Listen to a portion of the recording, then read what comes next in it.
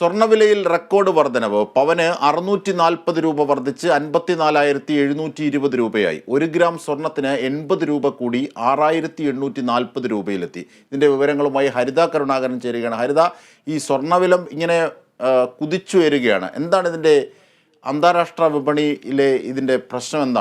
എന്തൊക്കെയാണ് ഇതിന്റെ വിശദാംശങ്ങളായുള്ളത്? അജുംഷാദ്, സ്വർണ്ണവിലയെ പറ്റി പറയുകയാണെങ്കിൽ ഈ മാസത്തിലെ ഏറ്റവും ഉയർന്ന നിരക്കിലേക്ക് സ്വർണ്ണവില കുതിച്ചു എന്നാണ് ഏറ്റവും എടുത്തു പറയേണ്ട ഒരു വിഷയം. ഇന്ന് പവന് 640 രൂപ കൂടി. കേരളത്തിൽ ഇന്ന് ഒരു പവൻ സ്വർണ്ണത്തിന് 54,720 രൂപയാണ് വില. 1 ഗ്രാം സ്വർണ്ണത്തിന് 6,840 രൂപയാണ് വില വന്നിരിക്കുന്നത്.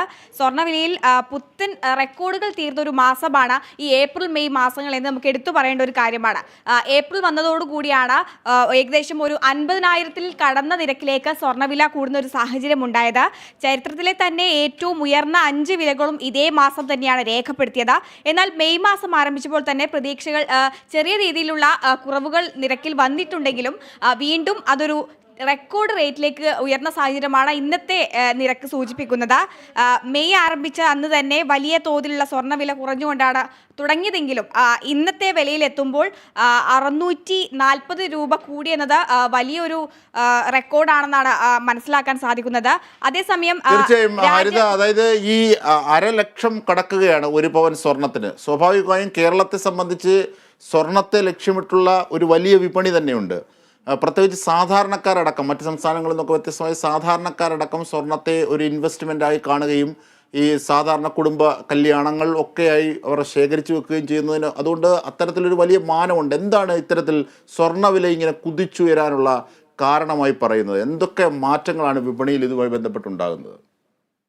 അജിംഷാദ്, ഏറ്റവും കൂടുതൽ പറയുന്നത് രാജ്യാന്തര വിപണിയിലെ വിലക്കയറ്റമാണ് കേരളത്തിലെ വില വർധനയ്ക്ക് കാരണമാകുന്നത് എന്നാണ് അറിയാൻ സാധിക്കുന്നത്. റഷ്യ ഉക്രൈൻ യുദ്ധവും അതുപോലെ തന്നെ മിഡിൽ ഈസ്റ്റ് സംഘർഷങ്ങളും ഇപ്പോഴും തുടരുന്ന ഒരു സാഹചര്യത്തിൽ ജനങ്ങൾ ഇപ്പോഴും ഇത്തരം സ്വർണം ഒരു അസറ്റ് ആയതുകൊണ്ട് തന്നെ അവ വാങ്ങിക്കൂട്ടുന്ന ഒരു സാഹചര്യത്തിലേക്ക് പോവുകയാണ്. അപ്പോൾ ആവശ്യം വർദ്ധിക്കുന്നതനുസരിച്ച് സ്വർണ്ണവില നിരക്ക് കൂടി വരുന്നൊരു സാഹചര്യമാണ് കാണുന്നത്.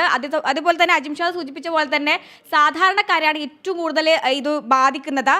കല്യാണ ആവശ്യങ്ങൾക്കും മറ്റും ദിനം പ്രതി ഈ സ്വർണ്ണവില അവരെ ഏറ്റവും കൂടുതൽ ബാധിക്കുന്നുണ്ട് എന്നാണ് മറ്റൊരു വിവരം. ഈ വരും ദിവസങ്ങളിലും ഇത്തരത്തിൽ സ്വർണ്ണ നിരക്ക് കൂടുകയാണെങ്കിൽ ഏറ്റവും കൂടുതൽ ബാധിക്കാൻ പോകുന്നതും ഇത്തരത്തിലുള്ള സാധാരണക്കാരെ തന്നെയായിരിക്കും.